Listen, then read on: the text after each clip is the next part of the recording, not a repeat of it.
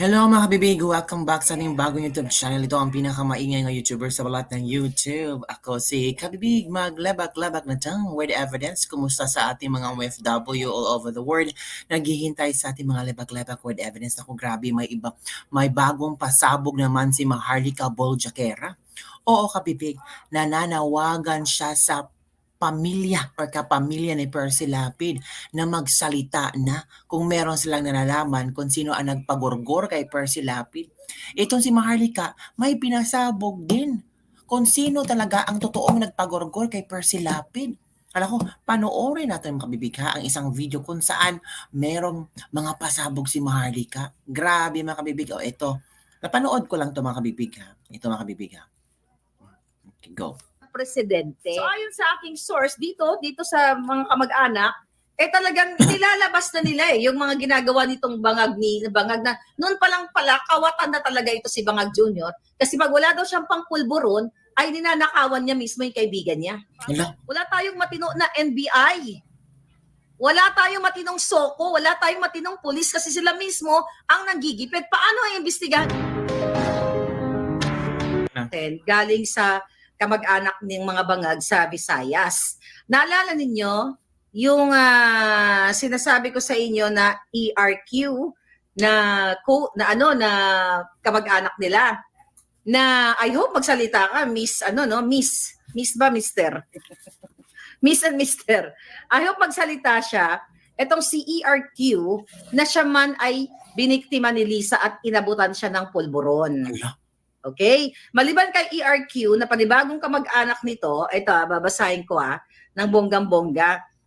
Nag-aalala daw sila kay Bangag kasi kahit papaano kamag-anak pa nila yon, okay? Nag-aalala sila kaya ang sabi, mga palangga, ito sabi actually nakalagay dito sa ang nakalagay dito sa kanyang dito sa pangalan niya sa phone ko is PA Romualdez. Puting Ahas Romualdez. Okay. Alright. So ngayon, mga kababayan, sinad niya sa akin actually yung bill na sinusulong ni Pulong Duterte, no? Ni Congressman Pulong Duterte na kung saan itong bill na ito ay dapat lahat ng kakandidato at ang mga appointed at yung mga tatakbo or yung mismo nakaupo na ay dadaan sa pulburon test o sa hair follicle test. Randomly, kapag sila ay nakaupo na and even before sila ay tumakbo sa kung ano man ang pwesto nila. So, kasama dito ang presidente. And this is gonna be historical kapag ito ay nasa batas na ito. Kasi ang motivation ng batas na ito is not really political, kundi para sa mamamayang Pilipino dahil sa panahon ngayon ay mayroon kayong Adictus Benedictus na presidente. Diba ginagabayan nyo nga ang inyong mga anak, lumayo ka sa bisyo, anak, iwasan mo yung ganitong klaseng barkada, o malulong ka sa bisyo kasi diba ang pangarap natin sa ating mga anak ay mag-aral silang mabuti, magkaroon sila ng maayos na trabaho later on o negosyo, then magpamilya sila, then ipapasa nila yung torch sa kanilang mga anak, yung kabutihan. Pero kayo dyan sa Pilipinas na pilit parang nagbubulag-bulagan, hindi parang okay lang sa inyo na mayroon kayong Adictus Benedictus na presidente. So you have to weigh things. You have to talk to yourself and to your heart. Timbangin niyo yung puso ninyo. Lalo na yung mga, sabi ko nga, lahat kayo, whether you are kahit saan man kayong religious group na belong or kayo man ay taong gobyerno, timbangin ninyo. Harap-harapan nyo na nakikita ninyo na ando doon na lahat. Andiyan na ebidensya, manifestations and everything. The way na magsalita si Bangag na, buti sana yung utal-utal niya, may defect lang siya. Kasi maintindihan mo, di ba? Maintindihan mo na may mga tao na may problema sila sa speaking. Pero si Bangag Jr., wala siyang problema sa speaking dahil, wala siyang, the way siya magsalita because of sa kanyang pagiging Adictus Benedictus. So sabi ko, timbangin ninyo. Kaya ito yung kamag-anak nag-message sa akin. So pinorward sa akin itong mga actually pinorward niya yung bill ni Congressman Pulong Duterte. Ang sabi niya dito, Sabi niya, nakita mo na ba tong bill na to? Sabi niya na mandatory pulburon testing for elected officials, including the president. Ganyan. Hindi ako sumagot doon. Nag-send siya ng mga picture-picture. Sabi niya, in our opinion, sabi niya, family daw nila, sabi niya, at the end of BBS term or sooner, sabi niya, he'd better leave the country. Wala. Because, sabi niya, they're going after him for many crimes. Hala ka. Kamag-anak niya na to. Ang pangalan dito sa phone ko, P.A. Romualdez. Okay? Puting Ahas Romualdez. Nag-aalala sila. Actually, matagal ko na itong ka-chika boom eh. Itong taong ito. Somehow, kasi kadugo nila, nag-aalala daw sila, pero dapat managot siya sa crime niya. Like, sabi dito, money laundering, smuggling, misuse of government funds, at yun nga, drug smuggling. At lastly, sabi niya, yung addiction niya. Hala. Grabe pa. Alam namin, sabi niya dito, alam namin at ng buong pamilya na noon pa ay addictus benedictus talaga si Bonget. Okay? Addictus benedictus. Sabi niya, dito, sabi niya, his opponents, kung sino man yung opponents na minimin niya, sabi niya, maybe, sabi niya, will ask the ICC to indict him. Hala, ICC na. Okay? Because of those crimes. Hala. Kaya wag kayo pa kasi siguro kamag-anak nyo na to mismo. Okay? Hindi kayo ang Diyos. Sino ba nagsabi niya na hindi kayo ang Diyos? I think si Basti ba? Or Sarah. Oh, I forgot. But anyway, sabi dito, mga kababayan, sabi niya, his attacks, ito, sabi dito, kamag-anak, his attacks against the Dutertes will backfire. Wala utang na loob. Halak. Kaming yan sa mga kamag-anak nila. Actually, hindi lang to isang puting Ahas Romualdez. Sabi niya, walang utang na loob. Malungkot kami na mga kamag-anak niya. Alright? So, according to that, okay, ano to, politiko yung sinabi niya. Ayoko na lang banggitin kasi malaman niyo kung sino. Sabi niya, according to that, the government is run by criminal minds. Okay? Sabi niya, sabi niya, okay. Sabi niya, sino kaya itong kamag-anak ni Pangulong Bongbong Marcos, no? Hindi naman maggawa na naman ng story si Maharlika para mayroon siyang makontent. Hindi naman ganun. Oy, I'm sure meron talagang mag-message kay Maharlika na mga kamag-anak ni Bongbong Marcos. Baka hindi masyadong close kina Bongbong Marcos, kina Senator Amy Marcos, na meron ding konting alam sa buhay nila. Dito nawo-worry na mga kamag-anak ni Bongbong Marcos, and I'm sure time will come, parang hindi nila nagustuhan talaga, they cannot hold anymore na yung galit nila, yung pagiging ganid ng Marcos na ito sa posisyon, baka magsalita na ito. Baka magpa-interview ito ni Maharlika someday. Baka ma-shock na lang tayo, mga kapamilya ni Bongbong Marcos ay one of the witnesses at magsasabi na oo, totoo ang lahat ng paratang. Kasi may mga sinasabi dito mga kaso na pwedeng, ang ICC is coming to town na ba? Hindi lang kay Pangulong, hindi kay Pangulong Duterte, kundi kay Pangulong Bongbong Marcos. Baka mag-backfire nga, sabi ng isang pamilya, mag-backfire lahat ng ginawa nila sa mga Duterte. Delikado to. The government, saan na yan? The government is run by criminal minds. It's so sad kasi binigyan na sila ng second chance, okay?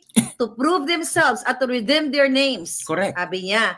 Pero binaliwala niya. Correct. Sabi niya, sabi niya dito, I hope lisanin niya na yung Pilipinas. So anyway, mga palangga. Moving to Hawaii again. Mismo yung kamag-anak nila ay nakikita ito. At mismo si Amy Marcos ay nakikita ito. Amy Marcos diba? naman. And Amy Marcos, kumusta naman si Amy Marcos? Hindi man lang nagsalita.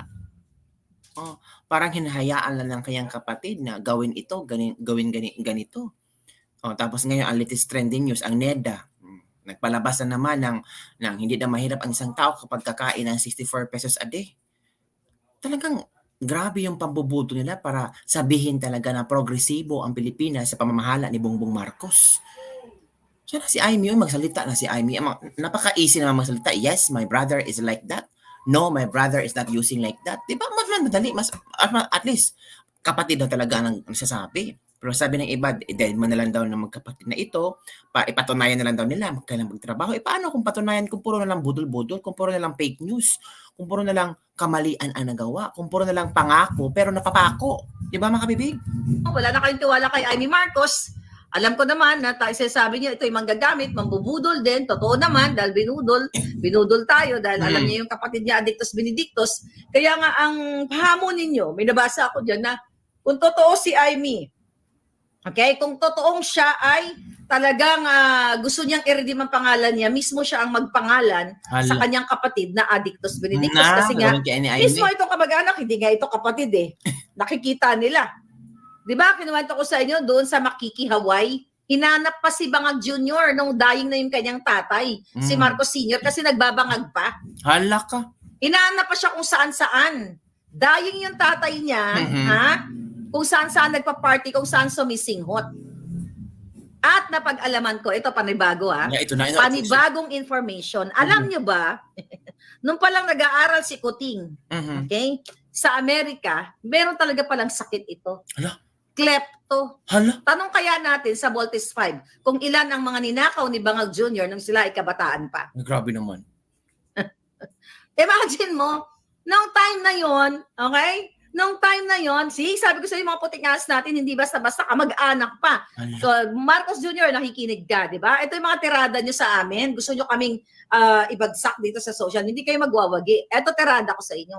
Talagang nasa dugo mo na yung kawata. Noon na nagbabangag sila, kasi mga kasama niya, imagine mo, mga Voltes 5, mga katulad na lamang, yung isa sa, yung ex-partner ni Cathy Binag, di ba? Mayaman yan sa okay? Mayaman sa Davao, di ba? Oh. So ayon sa aking source, dito sa mga kamag-anak, talagang nilalabas na nila yung mga ginagawa nitong bangag na, noon pa lang pala, kawatan na talaga ito si Bangag Jr. Kasi pag wala daw siyang pangpulburon, ay ninanakawan niya mismo yung kaibigan niya. Hala ka.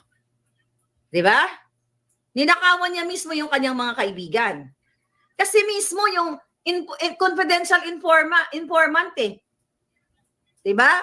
I hope magsalita si Agent Morales soon. Pero kasi nakarating sa akin talaga sa akin, not from Morales, it was certain Daza. I don't know kung babae o lalaki, Daza? pero certain Daza yung nag-report sa kanya doon sa PDEA na siya ay Adictus Benedictus. Kaso pinagtatakpan pa ng mga ito. Hala. Pinagtatakpan nila, nalulubog na kayo. Hala. Okay? Nalulubog na kayo sa pusali ng kahirapan.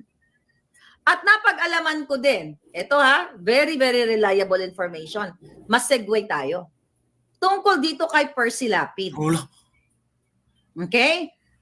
Ang mastermind dito, walang iba, kundi si Bangag at si Lisa Tanas, ang gobyerno nila. Hala. Sila ang nagpatsugi dyan gurgur kay Percy Lapid. Okay? I hope yung mismong immediate family ni Percy Lapid will speak up soon. I challenge them. Nananawagan tayo kung may nanonood sa kamag-anak ni Percy Lapid. Okay? At ngayon ay nasa safe place na sila actually yung mga kamag-anak kasi tina-target din sila. Sino ang ta-target? Sino ang ta-target sa pamilya ni Percy Lapid? Hindi ba ang gobyerno? Kasi kung kayo, ako hindi ko siya pinapollow noon, di ba? So binalikan ko yung kanyang mga videos. Sobra yung atake, ni Percy Lapid nung panahon ni Pangulong Duterte. Yung iba naman na atake niya ay very reasonable kasi totoo naman na nung panahon ni Pangulong Duterte, meron naman din talagang inappoint si Pangulong Duterte na kawatan na yung iba doon pinagtatanggal niya. And we have to, put that in mind, mga kababayan, hindi perfect yung gobyerno ni Pangulong Duterte. Pero at least yung mga pulboronic, yung mga tax evader, ay yun mga inunan niya. Yun yung mga nakita ko dun sa vlog ni Percy Lapid. Pero nga pinaintindi ko sa inyo, balikan ninyo kung talagang kayo ay mayroong time, mga kababayan, August pa lang, kung nag-expose ako ng smuggling. Tandang-tanda ako, yung nakatanggap ako ng information mula sa Puting Ahas. That was December, kung di ako nagkakamali, after Christmas. Kasi yun yung tumaas yung sibuyas, remember that?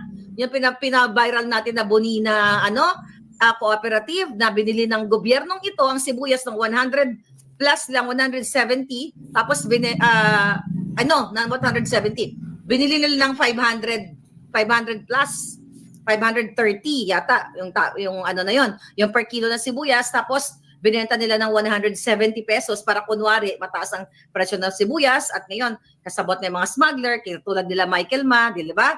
Yung pamilya ni Lisa Tanas, andyan si Michael Ma Martin Araneta na pinangalanan ni Clarita Carlos yan sa kanyang, hindi niya pinangalanan, na hindi niya binigay doon sa sulat na nakarating sa akin, yung kanyang letter doon kay binasa ko na yun sa inyo. But ganun pa man, grabe yung pag-criticize ni the late Percy Lapid dito sa mga bangag na ito. Mhm. Smuggling yung unang Agosto pa lang of 2022, grabe ang tirada ni Tony Percy. Kaya ngayon, pinategi siya. Kaya itong mga dilawan na ito, kung talagang gusto niyong bigyan ng hustisya, yung mga tumutulong dyan sa family ni Percy Lapid, kung gusto niyo sa bigyan ng hustisya, dig in deeper pa kayo dahil ang kasabwat nito ay bangag na gobyerno. Why? Di ba recently kahapon dyan, na kesyo ng laban daw itong kasabwat doon sa pagpaslang, yung nag-act na driver during the time, na puro pulis lang ang nagsasalita.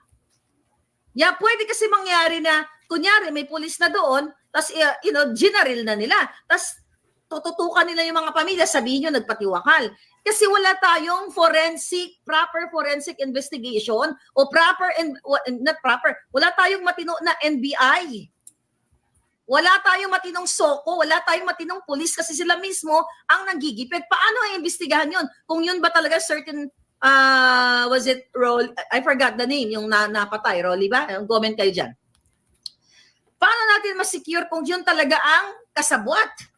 Naku, grabe mga kamibig yung mga tirada ni Maharlika, no? Grabe yung mga pasabog niya tungkol kay Percy Lapid, tungkol sa pamilya ni Bongbong Marcos, na parang magsasalita na, parang nasobrahan na sa ginagawa ni Bongbong Marcos ngayon sa Pilipinas. Naku po, maghintay-hintay tayo sa mga updates at trending news na every now and then ipapasabog ni Maharlika, o di kaya ito si Cathy Binag, o di kaya ito si Morales. Ang dami mga kamipik, may mga bagong hawak silang na video daw na nag-party-party with the pulburon. Naku, grabe mga kabibig. So yun lang mga kabibig, ang ating latest lebak-lebak for the day. Naniniwala ba kayo na maging suspect itong si Dayon Yor sa paggurgor kay Percy Lapid?